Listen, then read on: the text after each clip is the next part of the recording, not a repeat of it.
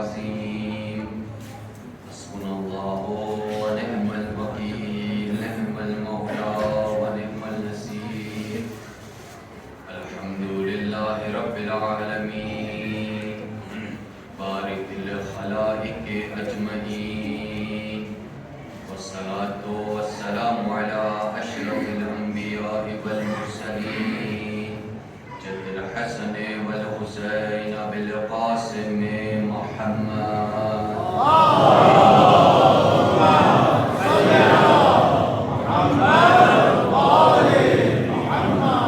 الصلاة والسلام على أهل بيته الطيبين الطاهرين المعصومين ولعنة الدائمة على أعدائهم أجمعين من الآن إلى قيام يوم الدين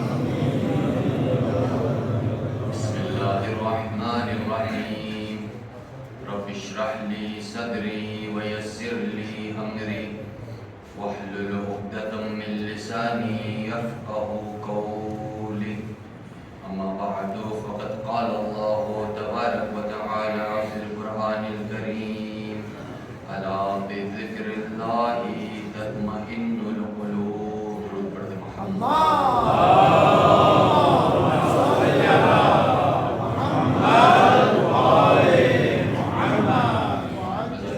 سید الشہداء پروردگار سے دعا کرتے ہیں کہ ہماری ان عزاداریوں کو ہماری ان عبادتوں کو اپنی بارگاہ میں قبول و مقبول فرما. عزیزان محترم، بہرحال یہ ایام گزر چکے. آج 8 محرم، 2 دن باقی ہے عاشور کو. سوال یہی بنتا ہے، گزشتہ مجالسوں میں بھی عرض کیا کہ ہم نے خود کو کتنا ان دنوں میں حسین ابن علی کے خیمے کے قریب کیا. یقین جانے اگر ہم محرم کی پہلی مجلس سے آج تک جو 8ویں مجلس ہے، آئے سن کے چلے جائیں، اپنی روح کو، اپنے دل کو، اپنے وجود کو اگر حسین کے قریب نہیں کیا تو ہماری ان مجلسوں کا کوئی فائدہ نہیں ہے. شیخ مطہری خوبصورت جملہ کہتے ہیں کہ اگر حسین کی مجلس میں آنے سے پہلے بے شک تم گناہگار ہی کیوں نہ ہو، مگر حسین کی مجلس کے بعد اگر تم اسی طرح گنہگار رہتے ہو تو تم نے حسین سے کچھ نہیں سیکھا. حسین کی مجلس کا ہدف شیخ مطہری کہتے ہیں، یعنی مجلس سے نکلنے کے بعد یہ جو 10 دن مجالسیں، یہ جو عزاداریاں، یہ جو فرش عزا ہم بچھاتے ہیں، شیخ مطہری کہتے ہیں کہ اس فرش عزا سے نکلنے کے بعد آپ کے وجود میں حسینی روح بیدار ہو، آپ کے وجود کو ایک احساس ہو کہ ہاں میں آج حسین ابن علی کے قریب ہوا. آپ کے دل کو یہ احساس ہو کہ ہاں آج میں حسین ابن علی کے قریب ہوا. جب تک ان عزاداریوں سے اپنے دل کو، وجود کو، بہرحال یہ دن گزر جائیں گے، کل پرسوں، مگر وقت ابھی بھی ہے. حضرت حر دنوں میں نہیں پلٹے تھے، پہلی مجلس سے عرض کر رہا ہوں، حضرت حر لمحوں میں پلٹے تھے. لمحوں میں یزیدی سے حسینی بن چکے تھے. ہم دیکھیں، حضرت حر وہ شخصیت تھی کہ جنہوں نے حسین ابن علی کا راستہ روکا تھا. سوچیں، ولی خدا کا راستہ روکنا. حضرت حر وہ شخصیت تھی جنہوں نے حسین ابن علی پہ پانی بند کیا تھا. حضرت حر وہ شخصیت تھی جب حضرت حر کا لشکر مولا حسین کے قافلے کے قریب پہنچا، بچوں نے جب اس قافلے کو، اس لشکر کو دیکھا تو بچے رونے لگے. یہ حضرت حر کا لشکر تھا، مگر مہربان اور کریم امام تھے، حضرت حر کو معاف کیا۔ آج ہم حضرت حر کی طرح مولا حسین پہ ہم نے پانی بند نہیں کیا، آج ہم اپنی جانوں کو حسین پہ قربان کرنے کے لیے تیار ہیں، آج ہم اپنے مال کو، اپنی جان کو حسین پہ قربان کرنے کے لیے تیار ہیں۔ تو یقین جانے وہ شخص جو حسین پہ پانی بند کر دے، ایک لمحے میں حر کو اٹھا کے اگر وہ حسین سینے سے لگا سکتے ہیں، اگر آج ہم اسی فرش عزا میں، اسی مجلس میں سچے دل سے توبہ کر کے حسین ابن علی کے خیمے کی طرف پلٹیں تو یقین جانے حسین ابن علی ہمیں بھی اپنے سینے سے لگائیں گے۔ یہ ہے سید الشہداء، یہ ہے حسین کی مجلس۔ بہرحال 7-8 دنوں میں بہت سارے مطالب آپ کی خدمت میں میں نے عرض کیا، کربلا کے حوالے سے بہت سارے پہلو جو کربلا کے، کیسے حسین ابن علی کو تنہا چھوڑا گیا، کس طرح کن لوگوں نے حسین ابن علی کا ساتھ دیا، کن وجوہات پہ مولا حسین کو تنہا چھوڑا گیا۔ بہرحال کل کیونکہ آخری مجلس ہے، کل کوشش کروں گا صرف اور صرف حسین ابن علی پہ گفتگو کریں، اور جو مجلسیں ہیں میری کل آخری مجلس ہوگی شام غریبہ اور کل، اس لیے کل حسین پہ گفتگو کریں گے، صرف اور صرف مولا حسین پہ۔ آج بہرحال کل اور پرسوں بھی اصحاب حسین کی کچھ خصوصیات آپ کی خدمت میں عرض کی، آج ایک اور مولا حسین کے اصحاب کی خصوصیت آپ کی خدمت میں عرض کروں گا۔ ایک درود پڑھتے مل کے محمد و آل پہ۔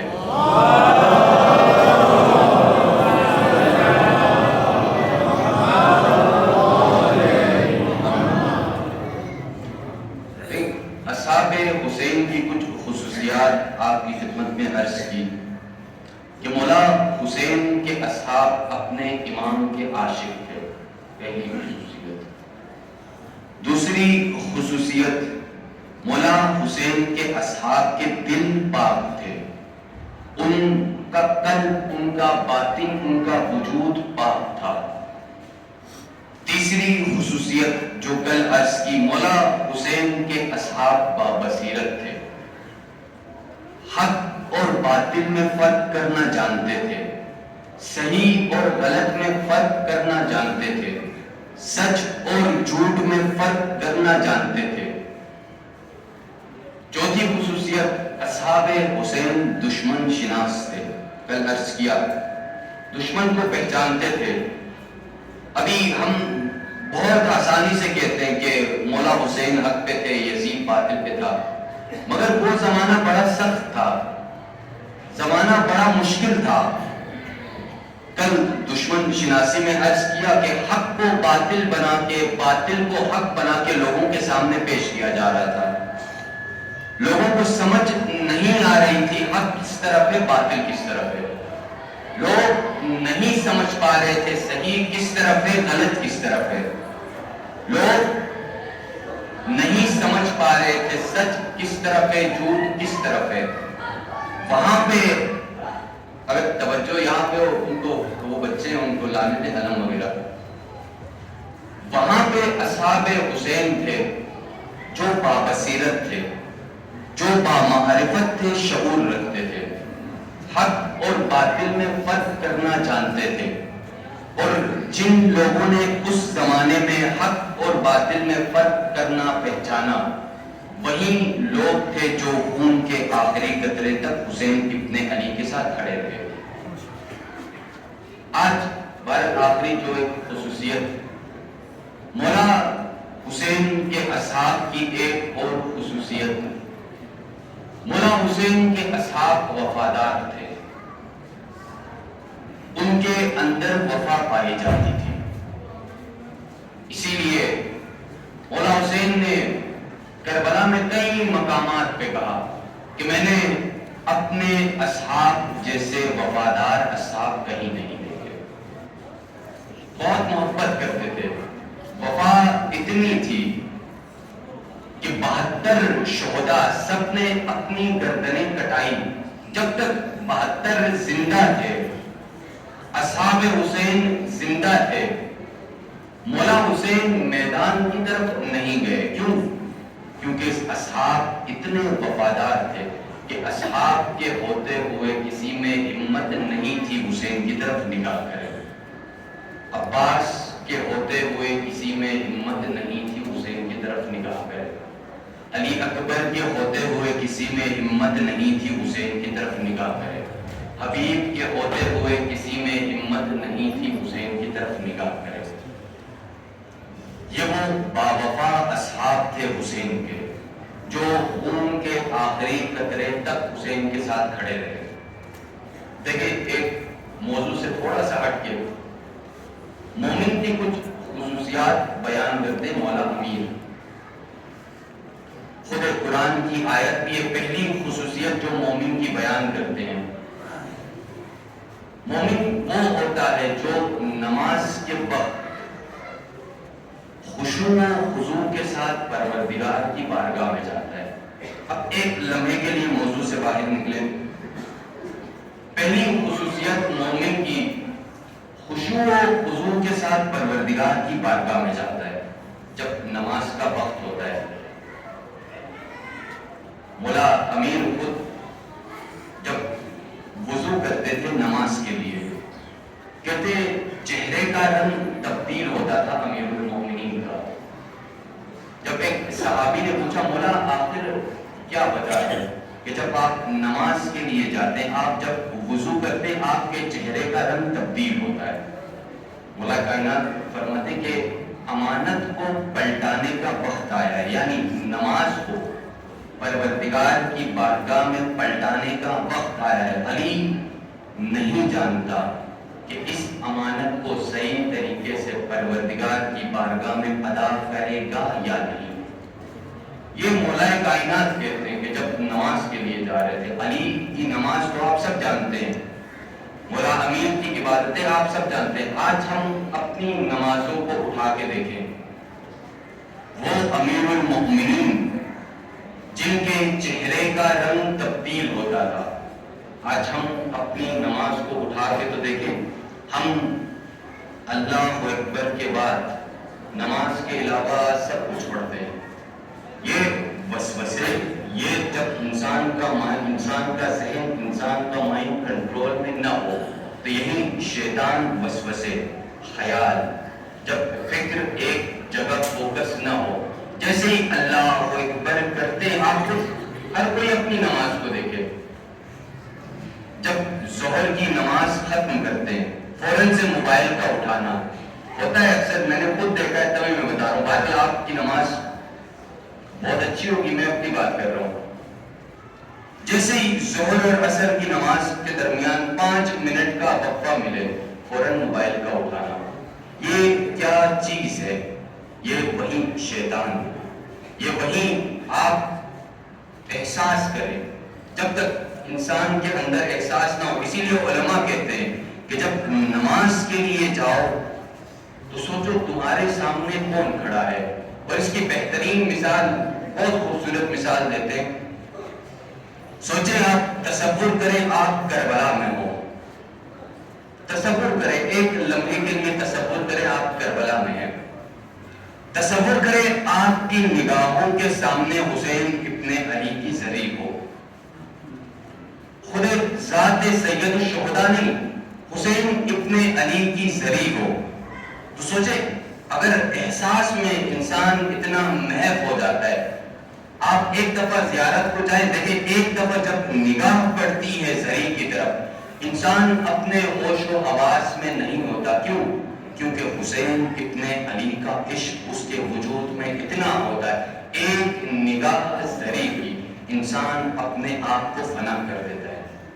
یہ صرف زری کی بات. سوچے ایک لمحے کے لیے حسین ابن علی خود ہمارے سامنے کھڑے ہو.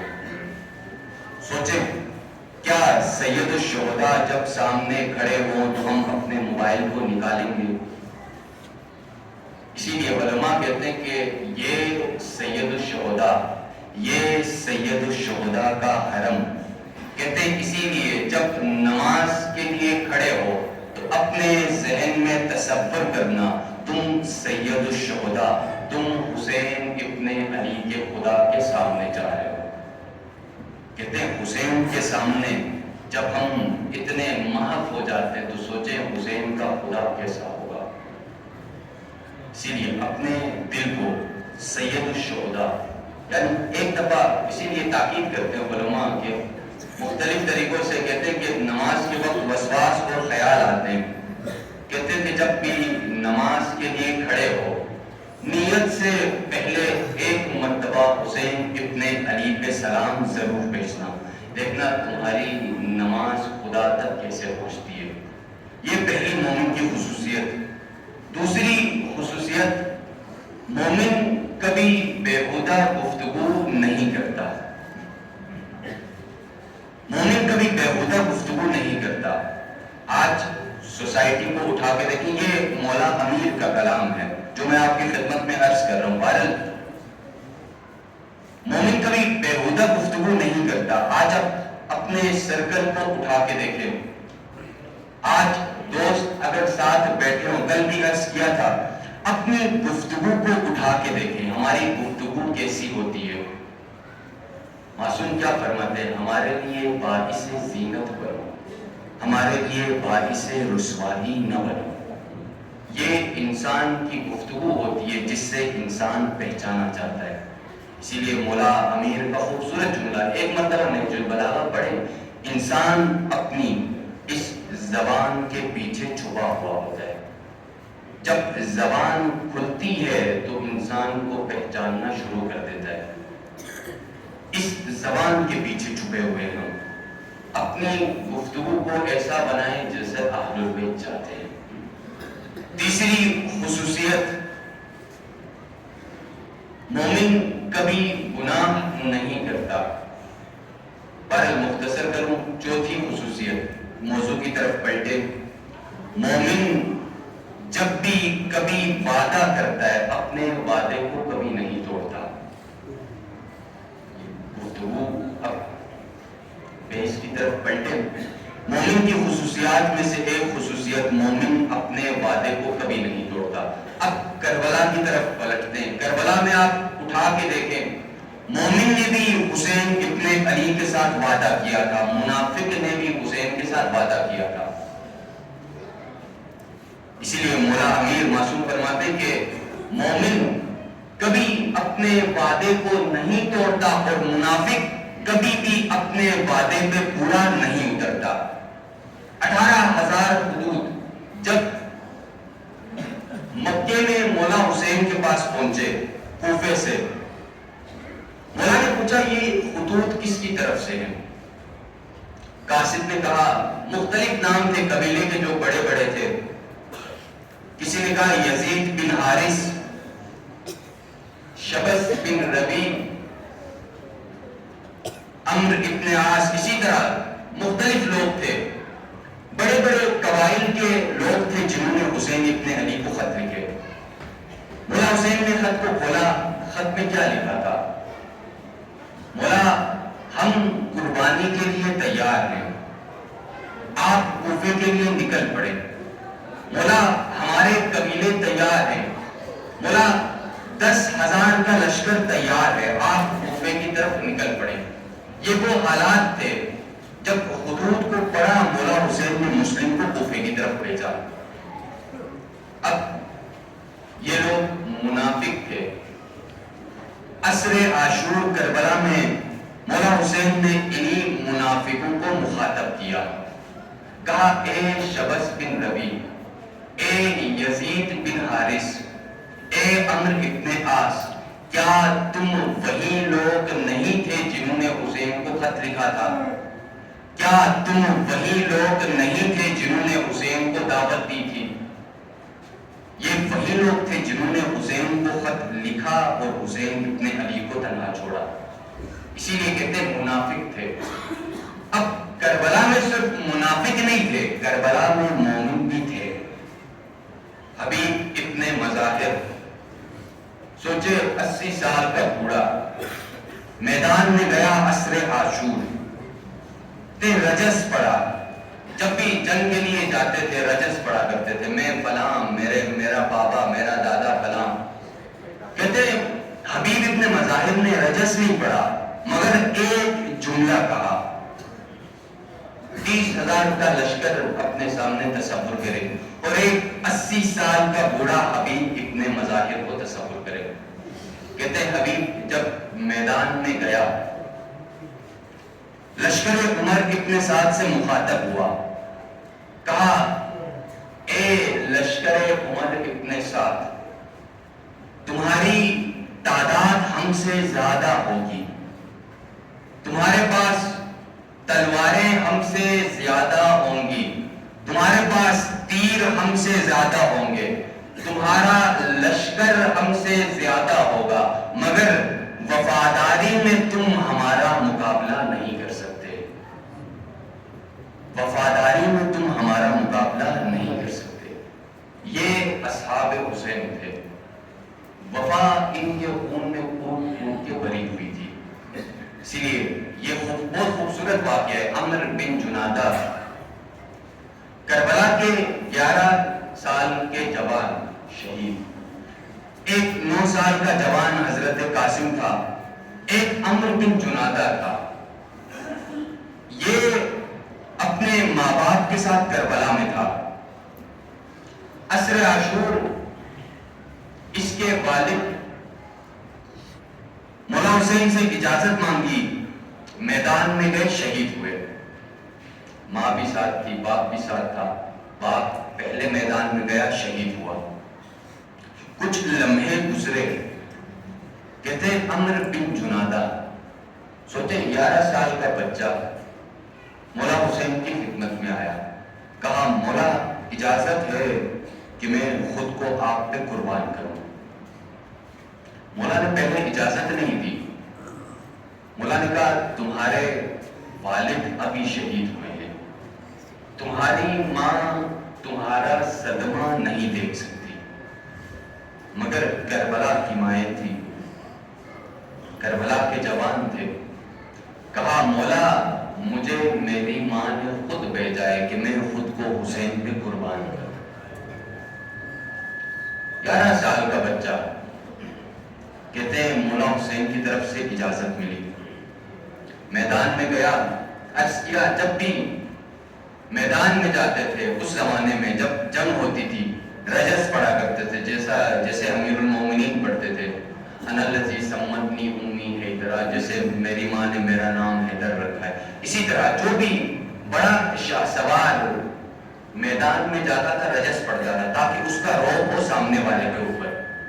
اب 11 سال کا جوان کیا رجس پڑھے گا، مگر اس 11 سال کے جوان نے ایک جملہ پڑھا. تصور کریں ایک طرف 30,000 کا لشکر، ابھی حبیب تھا، ابھی حبیب کی جگہ اس جوان کو تصور کریں.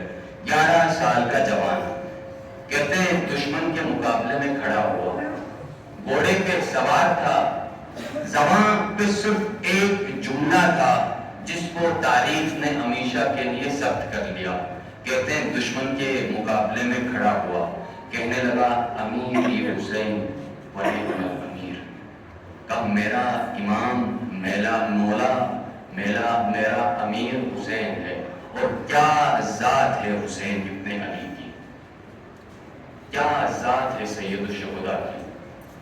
یہ جوان تھا، 11 سال کا جوان تھا، مگر جب میدان میں گیا ایسا جملہ پڑھا کہ میرا مولا حسین ہے، میرا امیر حسین ہے، میرا مالک حسین ہے. یہ وفاداری کی اصحاب حسین کی، جو ان کے آخری قطرے تک حسین کے ساتھ کھڑے رہے. اور آج بھی شہداء نے انہی جوانوں سے وفاداری کو سیکھا، انہی جوانوں سے قربانی کو سیکھا. یہ شہید حسین فہمیدے کیسے کہتے کہ جس نے سمجھ لیا ہو، جو سمجھ گیا ہو، حسین فہمیدے، یعنی جس نے حسین کو سمجھ لیا. کہتے یہ 12 سال کا بچہ تھا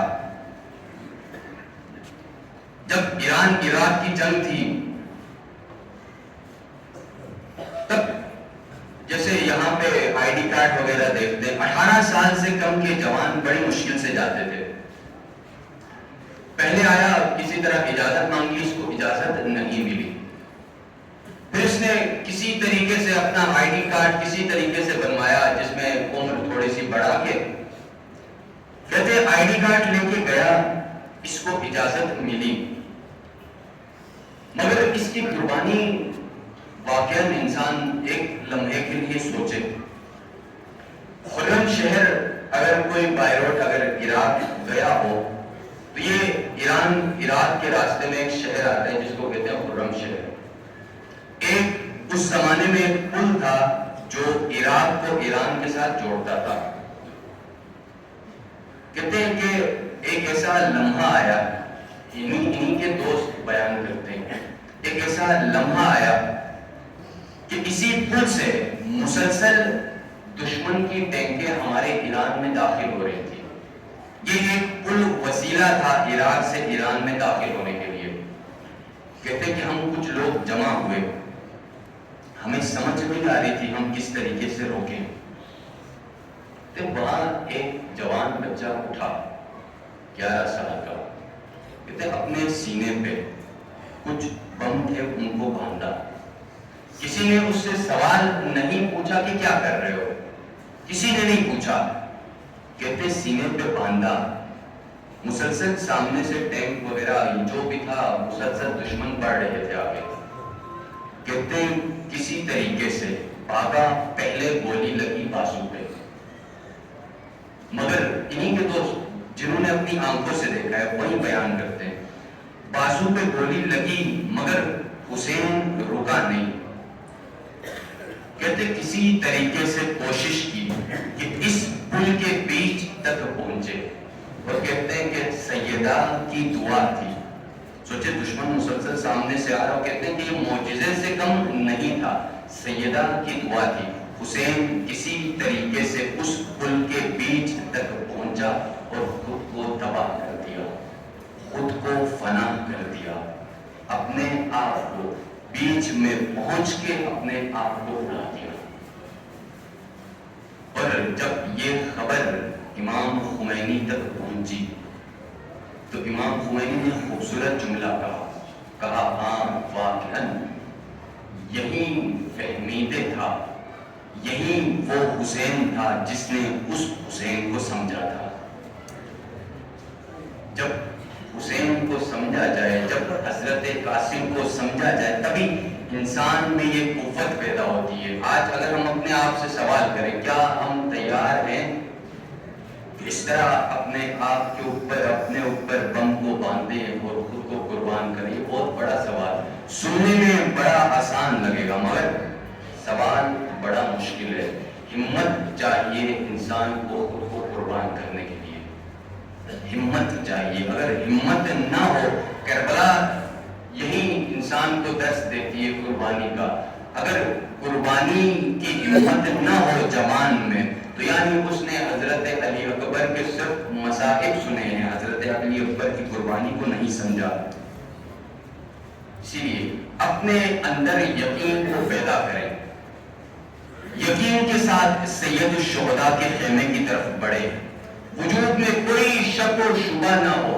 اگر وجود میں شک و شبہ ہوگا تو سید الشہداء کے خیمے سے بھی خالی ہاتھ پلٹیں گے.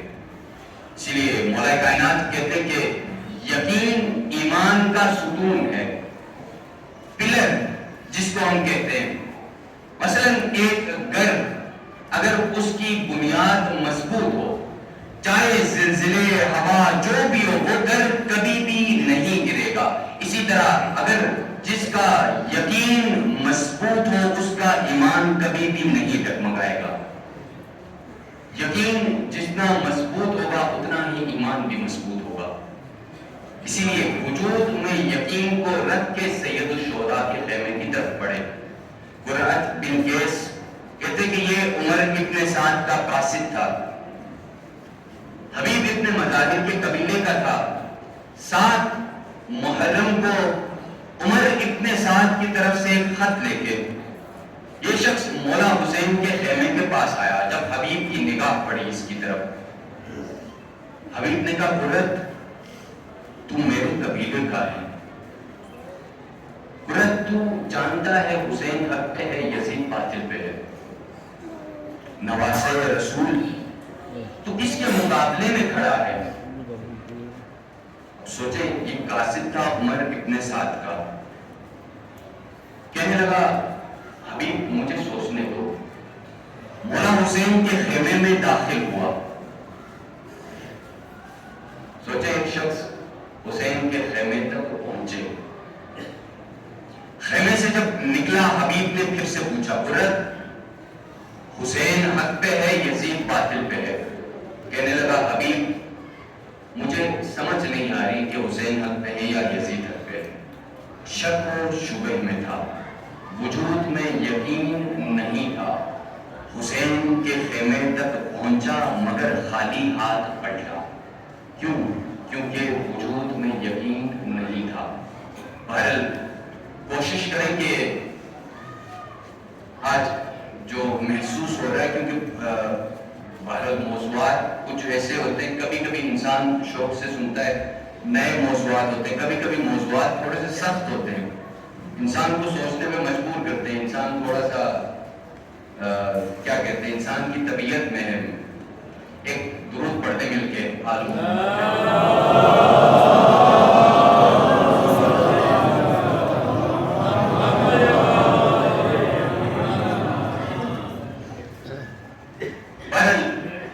میں مختصر کروں کہ ان عزاداریوں میں خود کو سید الشہداء کے قریب کریں. یہ بات میں مجھے لگتا ہے اس منبر سے میں نے تقریباً 100 دفعہ تکرار کی ہوگی. دیکھیں ایک انسان، مختلف انسانوں کو اگر آپ اٹھا کے دیکھیں تو ہر انسان کی مختلف حالتیں ہوتی ہیں.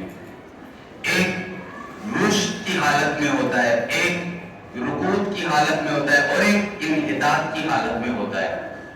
مثلا ایک بچہ اگر اسکول میں پڑھتا ہو، یا تو بچہ اچھے نمبر لے کے رشد کرتا ہے، اوپر کی طرف بڑھتا ہے، یا تو بچہ ہر سال وہی نمبر لے گا، رکود کا شکار، یا تو بچہ کم نمبر لے کے انحطاط کا شکار ہوگا.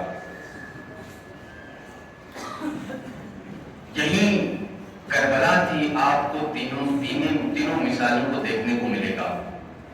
رشد کی مثال حضرت حر کی مثال تھی جو کمال تک پہنچا. رشد کی مثال حضرت عباس کی مثال تھی جو کمال تک پہنچے. رشد کی مثال حضرت حبیب، حضرت حر، حضرت جون، ان اصحاب کی مثال تھی جو کمال تک پہنچے. مگر جو بیچ میں تھے، جو رکود کا شکار ہوئے، اور میں نے پچھلی مجلسوں میں بہت کھولا تھا اس کو، بیچ والے رکود کا شکار ہوئے. کوفے والے جو نہ حسین کے ساتھ تھے نہ یزید کے ساتھ تھے. مدینے والے، حتیٰ بنو ہاشم کے لوگ، کربلا میں صرف 18 جوان تھے، بنو ہاشم کا بہت بڑا قبیلہ تھا. حتیٰ بنو ہاشم کے لوگ جنہوں نے حسین کا ساتھ نہیں دیا، وہ لوگ رکود کا شکار ہوئے. اور تیسرا گروہ وہ تھا جو انحطاط کا شکار ہوا. وہ تھا عمر ابن سعد، وہ تھا شمر، وہ تھا یزید کا لشکر جو انحطاط کا شکار ہوا. اسی لیے پروردگار نے انسان کو 3 چیزیں دی ہیں.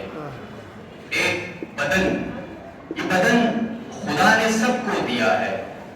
فرق کر سکتا ہے، کوئی موٹا، کوئی پتلا، کوئی سفید، کوئی کالا، فرق کر سکتا ہے، مگر بدن خدا نے سب کو دیا ہے. دوسری چیز شہوت. مثلا آپ کو بھوک لگتی ہے، پیاس لگتی ہے، مختلف چیزیں، یہ دونوں چیزیں پروردگار نے ہر انسان کو دی ہیں. مگر ایک اہم بات، یہ دو چیزیں پروردگار نے انسان کے ساتھ ساتھ جانوروں کو بھی دی ہیں. مثلا جانور کو خدا نے بدن دیا، حتیٰ کچھ ایسے جانور ہیں جو انسانوں سے بڑے ہوں. شہوت، کھانا پینا، یہ چیزیں جانوروں کے پاس بھی ہے، مگر ایک چیز جو انسانوں کو جانوروں سے فرق کرتی ہے وہ ہے انسان کی عقل، وہ ہے فطرت، وہ ہے انسان کی وجدانیت جو انسان کو جانوروں سے فرق کرتی ہے۔ یہی وہ عقل تھی، یہی وہ وجدانیت تھی، یہی وہ انسان کی فطرت تھی جس فطرت نے اصحاب حسین کو لشکر یزید سے جدا کیا۔ یہی وہ فطرت تھی، اسی لیے یہ مجلس حسین یعنی اپنی فطرت کو جگائیں، اپنے وجود کو پاک کریں۔ بس آخری جملہ رسول خدا کی حدیث، کیونکہ بہرحال آخری مجالسیں ہیں،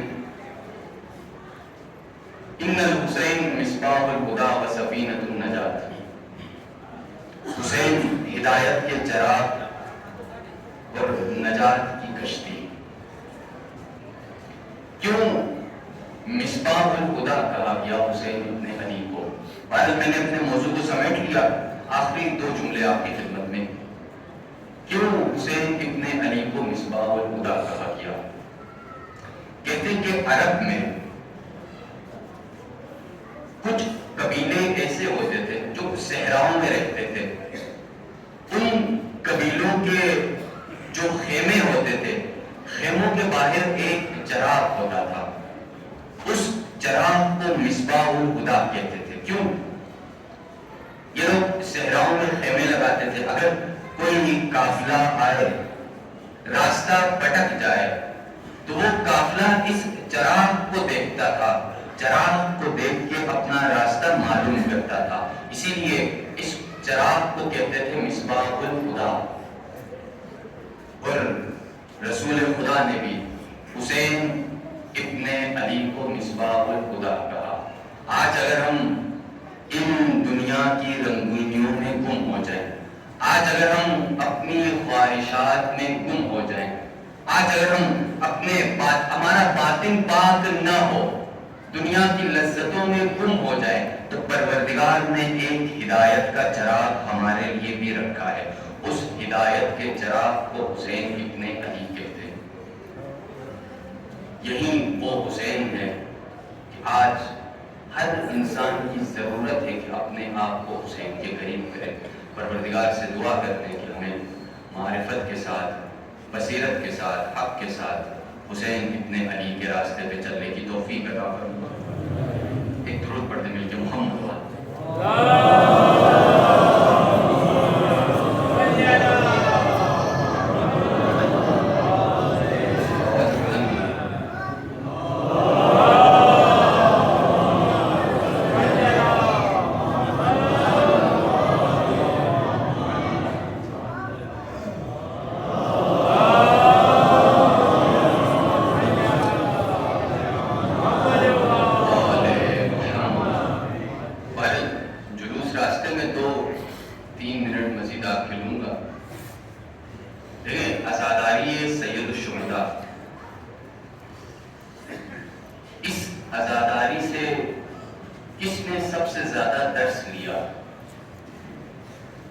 کس نے اس عزاداری سے خود کو حسین کے قریب کیا؟ شہداء جنہوں نے انہی عزاداریوں سے حسین کے قریب ہوئے۔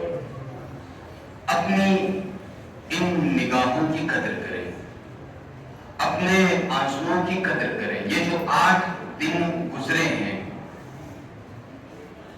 جتنا حسین پہ گریہ کیا، جتنا حسین پہ روئے، اپنے ان آنسوؤں کی قدر کریں۔ شہید محمد رضا جو گلزار شہداء خون میں دفن ہے، اگر آپ کن جائیں تو ایک مرتبہ گلزار شہداء میں ان کی قبر پہ ضرور جائیں۔ کہتے ہیں کہ یہ لوگ، ان کا پورا ایک گروپ تھا، جنگ کے وقت 16 سال کا جوان تھا، زیادہ عمر نہیں تھی، 16 سال کا جوان۔ کہتے ہیں کہ ان کا پورا گروپ تھا، رات کی تاریکی جب انہوں نے دشمن پہ حملہ کیا، کہتے ہیں کچھ دوست بچھڑے ان سے، جن میں سے ایک محمد رضا تھا۔ جب یہ دوست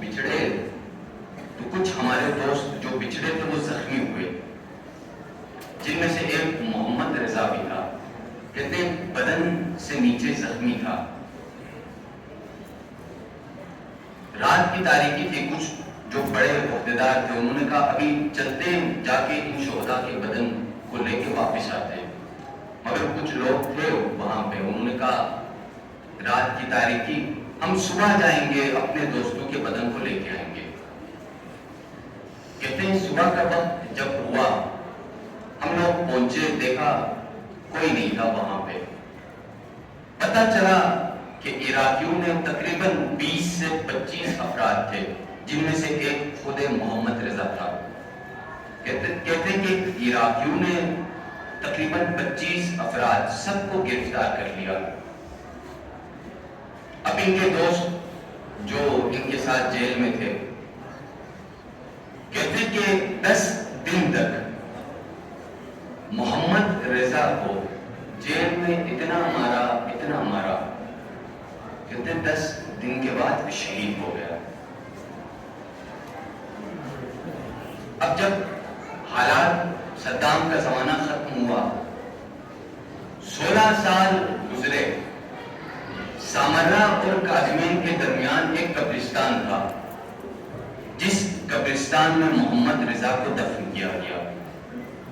کہتے 16 سال گزرے, جب صدام کا زمانہ ختم ہوا, ایرانیوں اور عراقیوں کے بیچ میں کچھ گفتگو ہوئی. یہ جو قیدی تھے 20 یا 25 کی تعداد میں, ان کو رہا کیا جائے, اور یہ جو بدن تھے جو زندہ تھے ان کو لوٹایا جائے. پر محمد رضا کی ماں کی خواہش تھی کہ ایک مرتبہ اپنے جوان کو دیکھے. کہتے ہیں 16 سال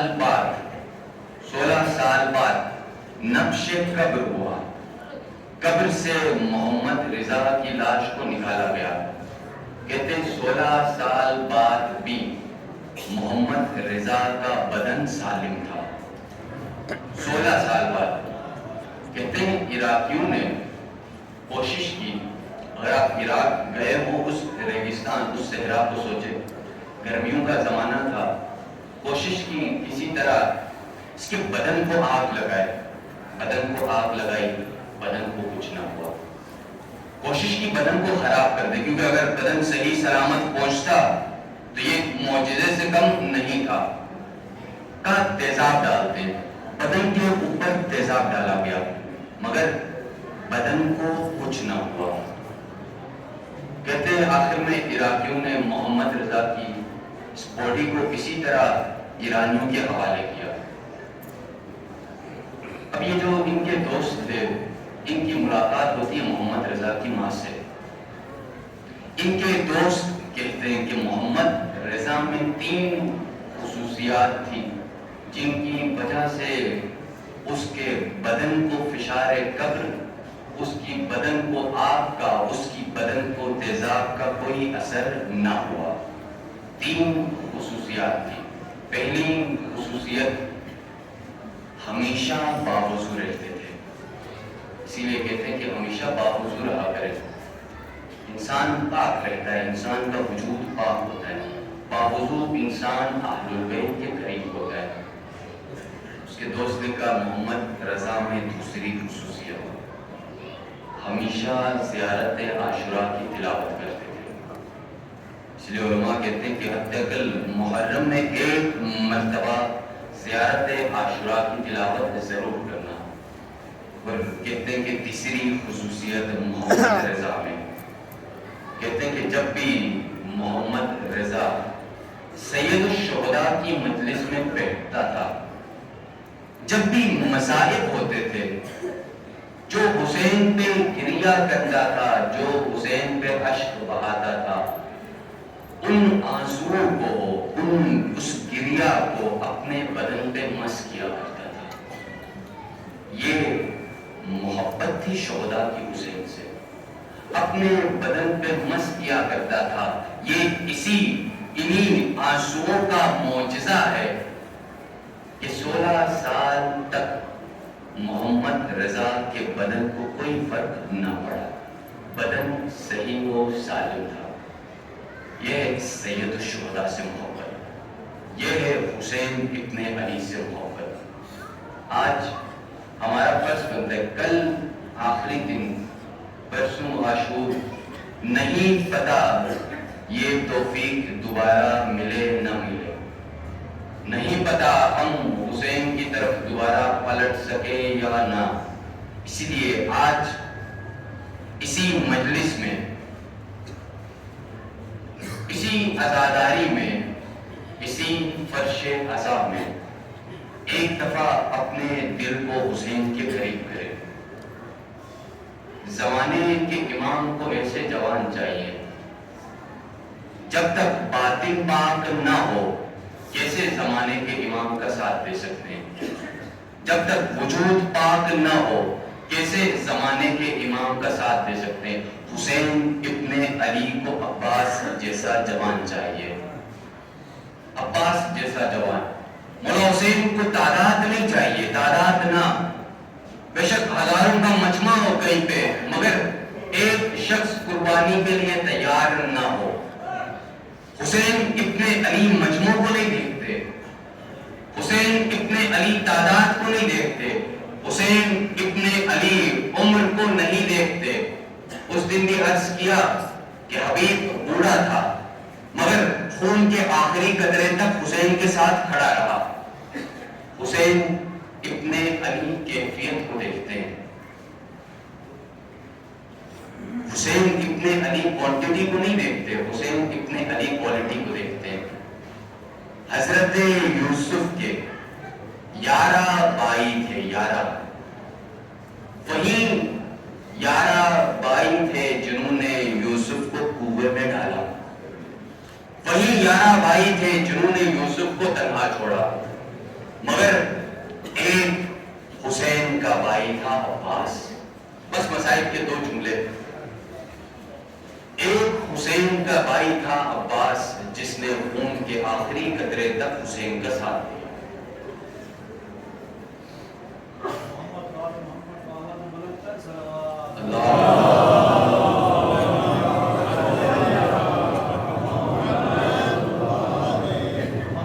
بہرحال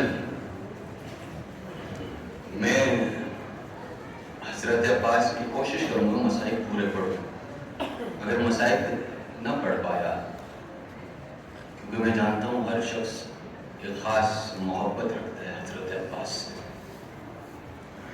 عباس کی محبت کو محسوس کر کے گریا کرے۔ ہاں عزادارو، ہمیشہ حضرت ام البنین نے حضرت عباس سے کہا، عباس حسن و حسین کو کبھی بھائی مت کہنا۔ جب عباس نے کہا نا ماں، کیا حسن و حسین میرے بھائی نہیں ہیں؟ حضرت ام البنین نے کہا عباس، حسن و حسین فاطمہ کی اولاد ہے، ام البنین فاطمہ کی کنیز ہے عباس۔ ہاں عزادارو، ایک مرتبہ بشیر نے آواز دی، قد قتل الحسین فی الکربلا، حسین مارا گیا۔ جیسے ہی صدا کو سننا تھا ام البنین اٹھی مسجد نبوی میں پہنچی، بشیر تو کس حسین کی بات کر رہا ہے؟ بشیر نے کہا بی بی علی کا لال، زہرا کے جگر کا چین حسین۔ عزادارو، بی بی ام البنین نے کہا بشیر عباس کے ہوتے ہوئے حسین مارے گئے۔ عزادارو، بشیر کہتا ہے بی بی عباس حسین سے پہلے مارے گئے تھے۔ بی بی ام البنین نے کہا بشیر میں نہیں مانتی عباس سے جنگ نہ کر پائے۔ عزادارو، بشیر کہتا ہے بی بی عباس کے سر پہ گرس لگا تھا، عباس کے بازو نہیں تھے۔ عزادارو، بی بی ام البنین ایک لمحے کے لیے اٹھی، کہا بشیر تو عباس کو نہیں جانتا، میں عباس کی ماں ہوں۔ عباس 2 انگلیوں سے گرس کے وار کو روکتا تھا۔ جیسے ہی یہ سننا تھا بشیر نے کہا بی بی جب عباس پہ گرس کا وار لگا عباس کے بازو نہیں تھے۔ عزادارو، ایک مرتبہ بی بی ام البنین نے گریا شروع کیا۔ بشیر نے پوچھا بی بی اتنا گریا؟ کہنے لگی بشیر ایک شاہ سوار جس کے بازو نہ ہو، سر پہ گرس